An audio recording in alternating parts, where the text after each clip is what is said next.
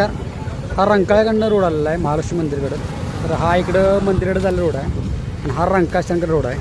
इथे कोणताही बोर्ड लिहिलेला नाही यांनी की मंदिराकडं कुठं जावं आणि पार्किंगकडं कुठं जावं. तर लोकांना नेमकं ही बाहेरचे लोक असं बाहेरच्या कित्येक लोकांना कळत नाही नेमकं कुठं जावं पार्किंग. आणि हे पार्किंग तर बनायला अजून एक 20 वर्षाचे जातील. निवांत काम आहे, खड्ड्याचं साम्राज्य. तर आपल्या महालक्ष्मीचा बोर्ड 100%तला फक्त 10%च बोर्ड असतील.